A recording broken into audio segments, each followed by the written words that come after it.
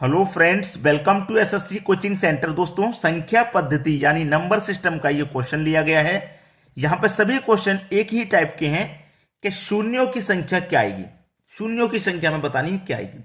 शून्यों की संख्या से मतलब है जैसे कि इस तरीके से कोई संख्या आ गई 40 50, तो इसमें कितने शून्य हैं? पूरी संख्या में दो शून्य हैं।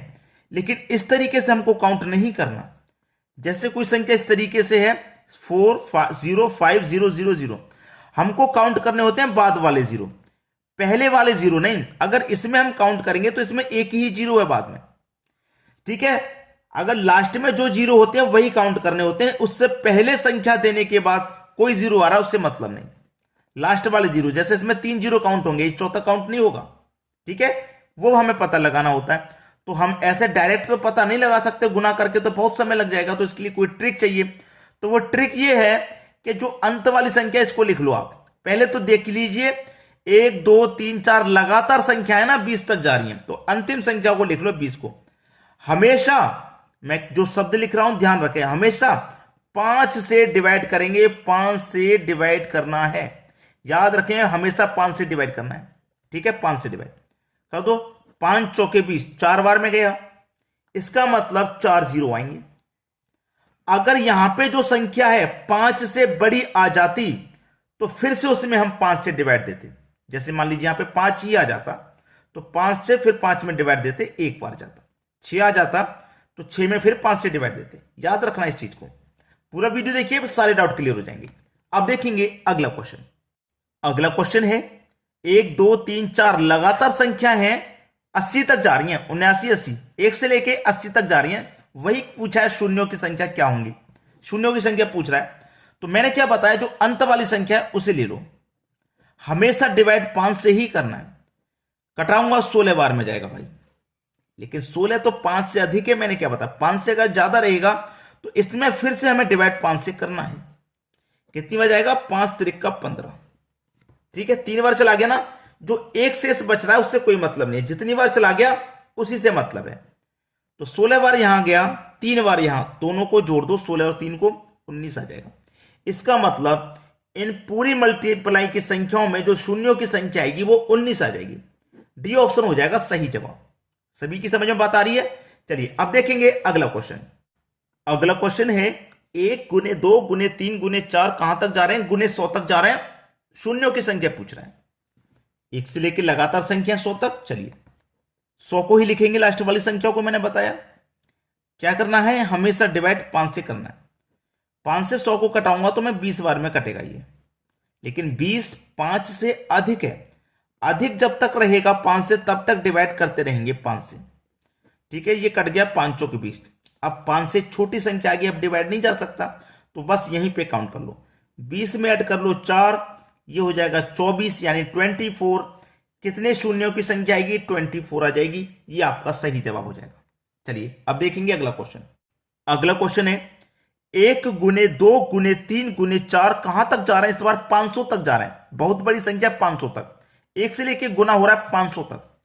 तो क्या करेंगे? लास्ट वाली संख्या वही 500 ले लेंगे। कितने से डिवाइड करना है? हमेशा 5 से। 5 1 कम 5 और 2 जीरो यानी कि 100 बार में ये कट गया। लेकिन 100 में फिर से देंगे भाग 5 का। कितनी बार कट जाएगा? 20 बार। 20 अभी भी 5 से बड़ा है तो 20 में फिर से देंगे 5 से भाग। कितनी बार जाएगा? 4 बार। अब नहीं जा रहा, नहीं जा रहा ना, कोई बात नहीं, ऐड कर लो। 100 में जोड़ो 20, 120, फिर से जोड़ो 4 तो 124, 124 हो जाएगा। तीनों को जोड़ने के बाद 124। बी ऑप्शन सही हो गया। शून्यों की संख्या इसमें कितने आने वाली है? 124 आने वाली है। ये आपका सही जवाब हो जाएगा। सभी को क्लियर होगी बात? चलिए अब देखेंगे हम अगला क्वेश्चन। अगला क्वेश्चन है 2 गुने 4 गुने 6 गुने 8 100 तक जा रहे हैं। शून्यों की संख्या पूछा है। थोड़ा सा ध्यान देना, इसमें ध्यान ये देना है कि ये लगातार संख्या नहीं है। एक से जो शुरू हो रही थी 1 2 3 4 वैसी संख्या नहीं है। ये सम संख्याओं में गुना हो रहा है, सम संख्याओं में। अब 100 तक गुना हो रहा है ये, 100 तक। तो 100 तक में क्या होगा? 50 आपकी सम संख्या होंगी तो 50 ही विषम होंगी। जब 50 सम होंगी तो 50 संख्या ही आपकी विषम हो जाएंगी 100 में, क्योंकि एक संख्या को छोड़ करके हम चल रहे हैं। तो यहां पर 100 में हमारे पास 100 में कितनी संख्या हो जाएंगी? सम। सम संख्या हो जाएंगी 50, तो हमें 50 ही लेना है। जब लगातार संख्या रहती है 100 तक जा रहे हैं, 500 तक जा रहे हैं, तो वो 500 संख्या होगी तो 500 ले लेंगे। लेकिन यहां पे तो 50 संख्या ही बैठ रही है सम। कितनी संख्या हो रही है सम? 50, तो 50 ही लेना है। 5 से डिवाइड कर दो, 10 बार में जाएगा। लेकिन 10 अभी भी बड़ा है 5 से, तो 10 में फिर से देंगे। कितनी बार जाएगा? 2 बार। बस कर लो, खत्म हो गया। 10 में 2 जोड़ दो, 12। कितने शून्य आएंगे? 12। बी ऑप्शन हो गया सही जवाब। आगे बात समझ में? चलिए अब देखेंगे अगला क्वेश्चन। अगला प्रश्न है 1 गुने 3 गुने 5 गुने 7 गुने कहां तक जा रहे हैं? 79 तक। शून्यों की संख्या पूछा है। तो यहां पे मैं आपको एक चीज अच्छे से बता दूं कि विषम संख्याओं में आपस में गुना हो रहा है। कभी भी विषम संख्याओं का गुना करने से 0 नहीं आता, कभी भी।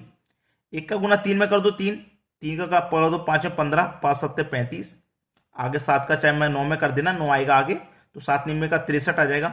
कभी भी 0 नहीं आएगा। विषम संख्याओं में आपस में गुना करने से कभी भी 0 नहीं आएगा, लास्ट में कभी नहीं आएगा। तो इसका जो सही आंसर हो जाएगा वो हो जाएगा नन ऑफ दिस, इसमें से कोई नहीं। आगे बात समझ में? विषम संख्याओं का आपस में गुना करने से कभी भी 0 नहीं आता। ठीक है, समझ में आएगी बात? चलिए अब देखेंगे अगला क्वेश्चन। अगला प्रश्न है 1 का स्क्वायर, 2 का स्क्वायर, 3 का स्क्वायर, 4 का स्क्वायर कहां तक जा रहा है? 10 के स्क्वायर तक जा रहे हैं। इसमें शून्यों की संख्या पूछ रहा है, क्या है? ठीक है, देखिए क्या तरीका रहेगा इसको करने का। जब स्क्वायर वाला दिया रहे तो संख्या लगातार है, 1 2 3 4 5 लगातार संख्या है, तो कहां तक जा रहा है? 10 तक जा रहे हैं। तो 1 से लेकर 10 तक 10 संख्या हो जाएंगी। ये डिवाइड हमेशा 5 से करना है, तो मैं 5 से कटा दूंगा 10 को, तो 2 बार में जाएगा। ये तो तरीका आपको मालूम ही है कि 1 से लेकर 10 तक संख्या है तो 10 लिखेंगे, 5 से डिवाइड करनी है, 2 बार में जा रहा है। ठीक है, लेकिन इस स्क्वायर को भी तो इस्तेमाल करना है। यहां पे स्क्वायर जो दिया रखा है तब शून्यों की संख्या पूछा है। स्क्वायर दे रखा है ना, पावर 2 दे रखी है आपको, तो गुना 2 से ही कर दो। आंसर आ गया 4। गुना 3 हो तो 3 से गुना कर दो, पावर 3 हो तो गुना 3 कर दो, पावर 4 हो तो गुने 4 कर दो। प्रश्न खत्म। समझ में आएगी बात? चलिए अब देखेंगे अगला क्वेश्चन। अगला प्रश्न है 1 की पावर 3, 2 की 3, 4 3 की 3, 4 की 3, 10 की 3 तक जा रहा है। 1 से लेके 10 तक लगातार संख्या है, तो 10 ले लो। डिवाइड 5 से करेंगे हमेशा, 2 बार में जाएगा। लेकिन इस बार पावर 3 है, जब पावर 3 चल रही है तो भैया 3 से गुना कर दो, 2 त्रिक का 6। पहले क्वेश्चन में पावर 2 चल रही थी तो 2 से गुना किया, यहां 3 चल रही है तो 3 से गुना कर देंगे। पहला ऑप्शन सही हो गया, 6 शून्य आएंगे। क्लियर है? आसान है। चलिए अब देखेंगे अगला क्वेश्चन। अगला प्रश्न है 2 4 6 8। संख्याओं को ध्यान से देखेंगे तो पता लग जाएगा कि 2 4 6 8 सम संख्याएं चल रही हैं, सम संख्याएं। और कहां तक जा रहे हैं हम? 500 तक जा रहे हैं। तो 500 तक में क्या होगा? 250 हमारी सम संख्या होंगी और 250 ही विषम। सम हो गई 250 और विषम भी हो गई 250। ठीक है, तो हमारे पास 500 तक कितनी सम संख्या होंगी? 250। तो हम कितनी संख्या लेंगे? 250 ही तो लेंगे भाई, 500 थोड़ी ना लेंगे, क्योंकि संख्या 500 थोड़ी ना है। संख्या तो हमारे पास टोटल 250 बैठ रही है, तो 250 लेना है। डिवाइड कितने से करेंगे? हमेशा की तरफ 5 से कर दो भैया।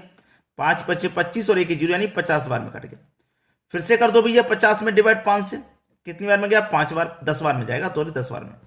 अभी भी 10 बड़ा है, 5 से फिर से कर दो डिवाइड, 2 बार में जाएगा। 10 50 और 10 60, 60 में जोड़ दो 2, ये हो जाएगा 62। कितने शून्य हैं? 62। बी ऑप्शन बिल्कुल सही जवाब हो गया आपका।